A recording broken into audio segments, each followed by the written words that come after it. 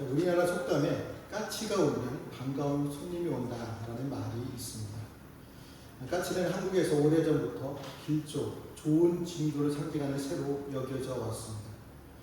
조선시대에는 과거에 급제한 사람이 집으로 돌아올 때 그 기쁜 소식을 가장 먼저 알려주는 존재가 까치였다고 합니다.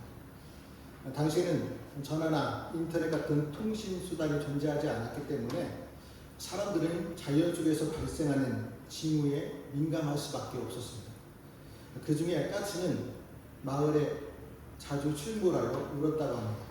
그래서 사람들에게 어떤 중요한 일이 있을 때 자연스럽게 눈에 띄는 새가 까치였다고 합니다.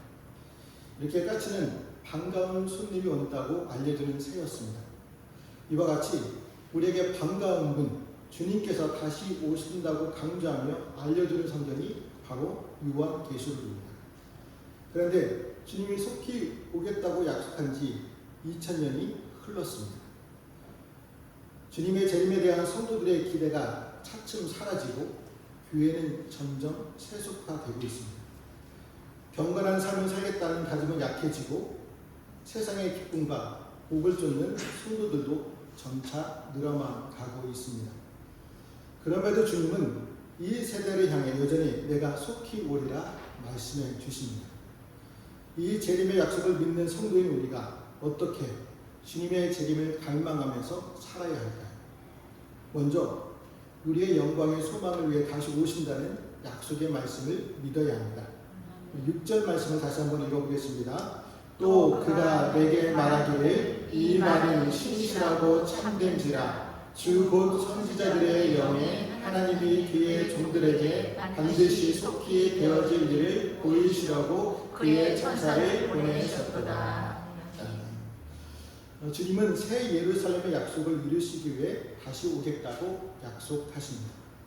지체하지 않고 속히 오셔서 모든 말씀이 신실하고 참됨을 증명하겠다고 22장에서만 4번이나 말씀해 주십니다. 성경은 중요한 상황일수록 반복하여 말씀해 주시죠. 지금까지 선포된 예언과 환상, 말씀들이 모두 진실한 것이기 때문에 거듭해서 강조하고 있습니다. 세상에서도 보면 법을 제정할 때 해석이 오해가 없도록 분명한 언어를 사용합니다. 또 표현에 있어서도 실수하지 않도록 주의를 기울입니다. 예를 들어 정부에서 법률을 제정할 때 법제처와 국무회의, 국회를 거쳐 대통령에 의해 공포되기까지 최소 17번의 검토와 교정을 거친다고 합니다. 이렇게 하는 이유는 한 나라의 법률은 그만큼 중요한 내용을 담고 있기 때문입니다. 인간에 의해 만들어진 법률조차도 이렇게 세심한 주의가 필요합니다. 그런데 성령의 영감을 통해 기록되고 선포되는 하나님의 말씀에 대해서는 얼마나 더 세심한 주의가 요청되겠습니까? 하나님께서는 주님께서 다시 오신다는 말씀을 성도들이 믿게 하기 위해 어떻게 하셨습니까? 과거에 구약의 선지자들에게 영감을 주신 하나님께서 이제 신약의 종들에게 동일한 계시와 예언을 주시기 위해 천사들을 보내기까지 하셨습니다. 하나님께서 약속하신 것은 반드시 이루어진다는 것을 보여주고 계십니다. 그런데도 세상 사람들은 허무한 점쟁이의 말과 예언가들의 말에는 귀를 기울이지만 성경 말씀을 믿지 않으려고 합니다. 사도 베드로가 지적한 것처럼 너희 믿는다는 자들은 입만 열면 심판이니 재림이니 하는데 도대체 그 증거가 어디 있느냐라고 말하고 합니다. 하지만 이러한 말을 하는 자들은 눈이 있어도 보지 못하고 귀가 있어도 듣지 못하는 사람들입니다. 오늘날 성경의 예언이 문자 그대로 이루어져 가고 있음을 알 수 있습니다. 구약 성경을 보면 하나님의 예언이 그대로 이루어졌음을 강조하기 위해 여호와의 말씀하신 그대로 이루어졌다라는 표현이 수없이 기록되어 있습니다. 그리고 동시에 이러한 예언의 말씀을 무시하고 조롱하던 자들이 어떤 모습으로 멸망했는지도 분명하게 기록해 놓았습니다. 언젠가 신약의 모든 예언이 문자 그대로 성취되는 날, 조롱하는 자들은 수치와 고통을 당하게 되겠죠. 우리는 성경 말씀을 확실히 믿어야 합니다. 모든 말씀이 문자 그대로 성취될 것임을 의심하지 말아야 합니다. 그렇다면 여러분은 주님께서 내가 속히 다시 오겠다고 하신 약속의 말씀을 믿으십니까? 우리는 확실히 믿어야겠죠. 그래서 요한계시록의 예언을 참된 것으로 믿고 지키는 자는 복이 있다라고 말씀해 주십니다. 이 말씀이 확실한 하나님의 말씀이고 읽는 자와 듣는 자에게 모두 복을 주는 말씀이며 역사에서 반드시 성취될 말씀임을 믿어야 합니다. 믿을 때 우리는 하나님의 말씀을 지킬 수가 있습니다. 말씀을 지켜 사는 성도는 복된 성도들입니다. 왜냐하면 주님께서 오셔서 행한 대로 갚아주시기 때문입니다. 불의를 행하며 더럽힌 자는 벌을, 의를 행하고 거룩한 자에게는 상을 주십니다. 누군가는 천국 자체가 상이지 어디 천국에 또 다른 상이 있을 수 있느냐 하며 회의적인 반응을 보이곤 합니다. 아마도 상을 물질적으로 이해했기 때문입니다. 천국에서 상을 받아 기뻐하고 상을 받지 못해 슬퍼한다면 그런 것은 천국이 아니라고 생각합니다. 세상과 같이 천국에서 차별과 소외가 있다면 안 되기 때문입니다. 그래서 천국에 들어가는 자체가 상으로 생각합니다. 여러분은 어떻게 생각하십니까? 천국에 들어가는 자체가 상이지 또 다른 상이 없다고 생각하십니까?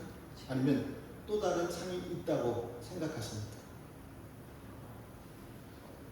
자, 우리는 우리 안에 죄성을 지니고 있어서 차별과 소외를 생각합니다. 하지만 죄를 벗고 영원한 존재로 변화될 때 더 이상 소외가 아니라 모든 것이 축하와 기쁨이 됩니다. 천국에 들어가는 것도 기쁨이며 상을 받는 것도 기쁨입니다. 그래서 모두가 축하해 주는 것이 바로 천국입니다. 성경은 수고와 헌신과 사랑에 따른 약속을 하고 있습니다. 의를 행하고 거룩하며 어린 양의 피로 자기 옷을 빠는 자는 영생을 누립니다. 그리고 그 문을 통해 천국에 들어갈 권세를 얻게 됩니다. 하지만 음행과 살인과 우상 숭배의 어둠 가운데 행하는 자는 천국 밖에서 진노와 멸망에 처하게 됩니다. 주님이 예고하신 일은 이미 시작되었습니다. 그래서 말씀 두루마리를 인봉하지 말라고 하십니다. 이제 우리는 무엇을 선택할지 결정해야 합니다. 말씀을 지키며 거룩한 길을 갈 것인지 아니면 불의를 행하며 멸망과 심판의 길을 갈 것인지를 선택해야 합니다. 더 이상 기회가 없습니다. 알파로 시작하신 하나님께서 오메가로 그 역사를 끝내십니다. 주님 다시 오실 때까지 말씀을 지키며 거룩한 길을 갈 때 초대교회 성도들처럼 고난을 받을 수 있습니다. 고난을 받게 되면 이 고난이 언제 끝날지 소망하게 되겠죠. 그래서 약속의 말씀의 핵심은 주님이 언제 올지가 아닙니다. 성도들의 고난이 반드시 끝날 날이 있다는 데 있습니다. 주님께서 요한계시록의 말씀을 교회에게 전달하신 이유는 바로 이 소망을 전달하기 위해서입니다. 주님께서 반드시 다시 오셔서 악의 심판을 없애십니다. 그로 인해 성도들은 잠깐의 고통 때문에 주님을 믿는다는 신앙 고백을 철회하지 말아야 합니다. 말씀을 붙들고 고난을 이기고 이기는 자가 되어야 합니다. 이기는 자가 되어 평화와 자유와 기쁨이 있는 천국에 들어가야 합니다. 그로 인해 우리의 영광의 소망을 이루시기 위해 다시 오신다는 약속의 말씀을 분명히 믿으시기를 바랍니다. 다음으로 우리는 그리스도의 재림을 준비해야 합니다. 우리 10절 말씀을 다시 한번 읽어보겠습니다. 또 내게 말하되 이 두루마리의 예언의 말씀을 인봉하지 말라. 때가 가까웠느니라. 그러니까 요한은 계시록을 마무리하면서 가장 강조하고 있는 것이 있습니다. 다시 오겠다고 약속하신 그리스도를 기억하라는 말씀입니다. 2000년이 가까이 지난 지금 이 말씀을 읽으며 솔직히 질문하지 않을 수 없죠. 곧 오시겠다고 했는데 왜 아직 안 오셨나? 어떻게 된 것인가? 이 말씀을 어떻게 이해하고 받아들여야 하나 의문을 갖게 됩니다. 의문을 갖게 될 때 해결책은 여러 가지가 있겠죠. 그 중에 한 가지는 무조건 믿는 것입니다. 제가 조금 전에 그리스도께서 다시 오신다고 한 약속의 말씀을 반드시 믿어야 한다고 했는데 그것처럼 의심하지 말고 무조건 믿어야 됩니다. 다른 한 가지 방법은 다시 오실 그리스도를 예배의 맥락에서 이해하는 방법입니다. 요한계시록 1장 10절 말씀을 보면 요한은 주님의 날 주일에 성령에 사로잡혀 계시를 받았다고 말하였습니다. 또한 학자들은 17절 말씀을 성만찬 중에 행하지는 초청으로 보는 견해가 많았습니다. 우리 17절 말씀 다시 한번 읽어보겠습니다. 성령과 신부가 말씀하시기를 오라 하시는도다. 듣는 자도 오라 할 것이요 목마른 자도 올 것이요 또 원하는 자는 값없이 생명수를 받으라 하시더라. 이 말씀을 예배 중에 성만찬이 거행되며 성도들을 향해 생명의 물을 거저 받으라고 초청하는 장면으로 보았습니다. 우리가 성만찬에 참여할 때를 기억해 보면 주님의 몸과 피를 기념하여 떡과 포도즙을 먹고 마실 때 하나님이 주시는 은혜를 경험하게 됩니다. 그런데 이 은혜가 우리가 예전에 구원받을 때 주신 은혜를 다시 경험하는 것일까요? 아니면 미래에 천국에서 주실 은혜를 미리 주시는 것일까요? 아니겠죠. 성만찬 하는 그 시간에 주시는 하나님의 은혜입니다. 마찬가지로 하나님의 구원은 단순히 과거에 받은 것이 아닙니다. 그러니까 미래에 이루어질 것을 만약 기다리는 것도 아닙니다. 성만찬 중에 경험하는 현재의 구원입니다. 사도 바울은 성만찬 말씀을 나누면서 마지막에 그러므로 여러분이 이 빵을 먹고 이 잔을 마실 때마다 주님의 죽으심을 그가 오실 때까지 선포하는 것입니다 라고 말했습니다. 이처럼 주님의 죽으심을 통해 우리에게 허락한 하나님의 구원을 현재 계속해서 선포해야 합니다. 오늘 본문에서도 주님께서 다시 오겠다고 말씀한 것을 계속 반복해서 기억하게 하시는 이유도 고난받고 있는 성도들의 현재의 구원을 위해서입니다. 고난받는 성도들에게 가장 요구되는 것이 무엇이겠습니까? 바로 오래 참음입니다. 오래 참음은 성령의 9가지 열매 중에 하나이죠. 성도들에게 반드시 필요한 덕목입니다. 우리도 신앙으로 인해 가족에게 또는 이웃에게 고난을 받으면 쉽게 신앙을 포기해야 할까요? 힘들어 죽겠네. 차라리 안 믿고 말지 라고 하면서 포기하겠습니까? 오래 참으면서 인내해야겠죠. 주님께서 고난의 상황에서 구원하실 때까지 그리고 가족과 이웃들이 구원을 받을 때까지 오래 참아야 합니다. 그래서 초대교회에서 드려지는 예배 가운데 성만찬을 마치면서 성도들이 마지막에 드렸던 기도는 마라나타였습니다.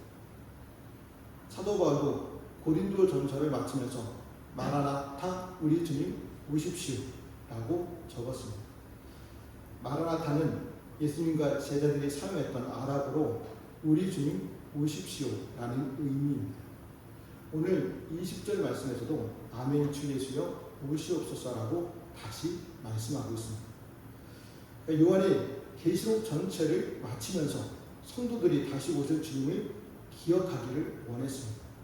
그래서 현재의 삶이 의와 순종으로 가득 차길 원했습니다. 지금은 고난을 당하고 있지만 주님께서 오시면 고난을 기쁨으로 바꾸어 주실 것을 소망하며 신앙을 지켰습니다. 요한은 로마의 제국의 무력의 통치와 조직이 곧 하나님에 의해 심판받는다고 확신하였습니다. 왜냐하면 이미 교회를 통해 미약하지만 땅에서부터 새 하늘과 새 땅이 실현되고 있었기 때문입니다. 계시록 2장과 3장의 말씀을 보면 소아시아 7교회가 나오죠. 에베소, 서머나, 버가모, 두아드라, 사대, 빌라델비아, 라우디게아 교회입니다. 이 교회 중에서 칭찬만 받은 두 교회가 빌라델비아와 서머나이고, 책망만 받은 두 교회가 사대와 라우디게아입니다. 또한 칭찬과 책망을 겸하여 받은 세 교회가 에베소, 버가모, 두아디라입니다. 그러니까 책망받지 않는 두 교회를 제외하면 다섯 교회는 여러 가지 문제점이 있었습니다. 그러니까 소아시아 일곱 교회를 보면서 이 세상에는 정말 완벽한 교회가 없다는 생각이 들었습니다. 규모가 작고 크든지 문제가 없는 교회는 없습니다. 그래서 우리 교회도 부족하고 연약하지만 희망이 있다는 생각이 들었습니다. 완벽하지 않고 부족하면 더 발전할 수 있는 기회가 되기 때문입니다. 이와 같이 소아시아의 교회는 여러 문제가 있었지만 교회를 통해 하나님의 통치가 이 땅에 오게 하겠다는 예수 그리스도의 계획과 비전이 없어진 것이 아닙니다. 그래서 요한은 우리가 받은 구원은 이 세상을 탈출해서 받는 도피 구원이 아니라는 것을 보여주고 또 보여주고 있습니다. 죽임당하신 어린 양의 반복으로 살아가는 교회를 통해 하나님의 통치가 계속 오고 있습니다. 그 통치가 이 땅에서 완성되는 모습으로 하나님의 나라가 오게 됩니다. 그래서 우리가 요한과 바울과 함께 마라나타 주님 오십시오 기도하는 것은 주님 다시 오심을 우리가 기다리며 의로운 삶으로 준비하며 살겠다는 다짐입니다. 주님께서 다시 오심을 기다린다는 것은 죄와 악과 죽음에서 승리하신 하나님을 믿기 때문입니다. 만약 우리가 예수님께서 십자가에서 죄와 악과 죽음을 물리치신 것을 믿지 않는다면 우리가 다시 오실 주님도 믿지 않게 됩니다. 우리가 예수님의 재림을 영원하며 기도하는 이유가 무엇입니까? 우리가 살고 있는 세상을 비폭력과 사랑과 기쁨과 정의가 가득 찬 곳으로 만들어 가기 위해서입니다. 우리가 예수님의 재림을 진정 원하고 기도하고 있다면 더 이상 이 세상의 방식과 세계관에 끌려 다니지 말아야 합니다. 오직 어린 양의 반복으로 살아가야 합니다. 우리가 어떻게 이 비전과 소망을 유지할 수 있습니까? 바로 올바른 예배를 통해서 유지할 수 있습니다. 올바른 예배를 통해 우리는 하나님에 대한 우리의 헌신을 새롭게 할 수 있기 때문입니다. 예배를 통해 우리는 사람이 아닌 세상 방식과 가치관과 세계관이 아닌 오직 하나님께만 우리의 충성을 고백해야 합니다. 오직 하나님께만 찬양을 부르며 세상의 온갖 신들을 거부하며 유혹을 물리쳐야 합니다. 예배를 통해 우리는 하나님이 허락하신 공동체에 대한 사랑을 확인할 수 있습니다. 우리는 주님의 피로 한 가족이 된 것을 순축하며 서로를 세워주어야 합니다. 우리는 마지막에 완성될 하나님의 나라를 교회에서 우리 맛보아야 합니다. 물론 교회 생활을 하면서 사랑과 기쁨을 나누기도 하지만 상처를 주고받고 시험을 받기도 합니다. 그러나 서로 이해하며 감사줄 때 하나님의 나라의 기쁨을 경험할 수 있습니다. 교회를 완벽한 교회로 생각하지 마시고 우리가 예배를 드리면서 서로 간에 하나님의 주신 은혜와 회복을 누려야 합니다. 그런 곳이 교회 아니겠습니까? 하늘의 예배가 땅의 예배와 연결될 때 우리는 주님의 재림을 준비할 수 있습니다.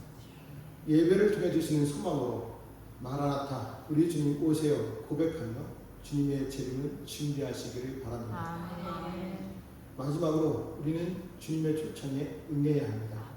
우리 17절 말씀을 다시 한번 읽어보겠습니다. 성령과 신부가 말씀하시기를 오라 하시는도다.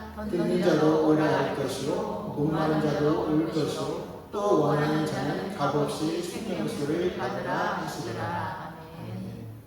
그러니까 다윗의 뿌리 광명한 새벽별이신 주님은 천사를 통해 모든 말씀을 증언하셨습니다. 그리고 초청하시죠. 듣는 자도 목마른 자도 오라 하십니다.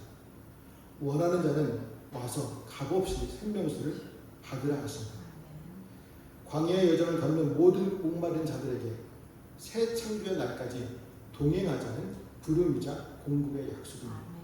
동시에 계시의 말씀을 더하거나 제하는 거짓 선지자의 미혹에 대해 엄히 경고하십니다. 말씀을 의도적으로 변주하고 조작한 사람은 천국에서 영생을 누리지 못하고 지옥에서 영벌을 받게 됩니다. 그러니까 요한계시록의 가장 큰 특징이 있는데요. 봉함되지 않고 누구나 열려 있다는 특징이 있습니다. 그래서 일부 이단에서 말하는 것 같이 특별한 약속의 목자만이 요한계시록을 해석할 수 있다는 주장은 허무맹랑한 영적인 사기입니다. 요한계시록을 읽는 사람들은 자기 구미에 맞게 어떤 것을 빼거나 첨가해서는 안 됩니다. 그러니까 요한계시록을 강조하는 대부분의 이단은 교주의 요한계시록 해석을 절대화합니다. 성도들은 이런 미혹에 넘어가지 말아야 합니다. 왜냐하면 주님께서 말씀을 왜곡한 자들을 반드시 심판하시기 때문입니다. 그래서 주님은 요한계시록을 읽는 사람들에게 초청과 경고를 하시면서 현명한 선택을 하라고 요구하십니다. 어린 양을 따라 영광의 길을 갈지 잠시의 쾌락을 위해 음료가 주는 잔을 마실지는 오로지 오늘을 사는 우리의 몫입니다. 우리에게 남겨진 것은 오직 아멘으로 주님의 뜻을 받아들여야 합니다. 역사에 주님께서 오셔서 하늘에서 이루신 뜻을 이 땅에서도 이루시기를 염원하며 그 뜻에 동참해야 합니다.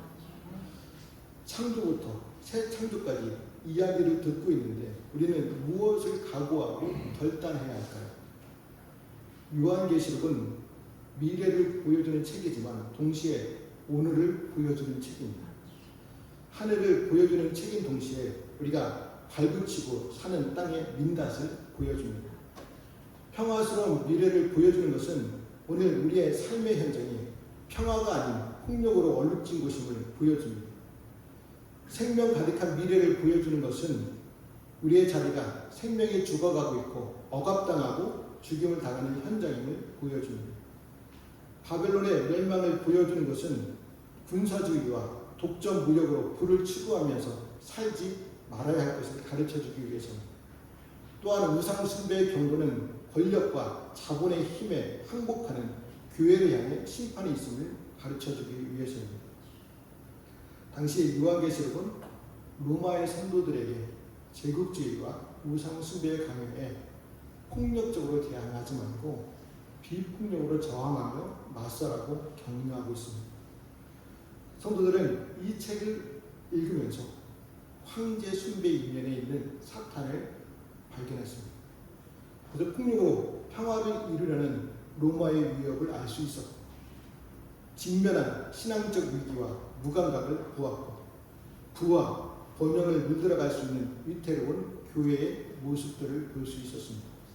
이렇게 요한계시록은 잠들어가고 있는 혼을 깨우고 각성과 결단을 불러일으키는 책입니다. 초대교회 성도들에게 그러했던 것처럼 우리의 세계관을 변화시켜야 합니다. 하나님만이 역사의 진정한 주권자이심을 더 확실히 믿어야 합니다. 하나님만이 경배와 사랑을 받으실 유일한 분이심을 더 깊이 고백해야 합니다. 우리 안에 소망이 더 확실하고 분명해져야 합니다. 더 충성스럽고 더 신실하고 더 소망 가득한 삶으로 나아가야 합니다.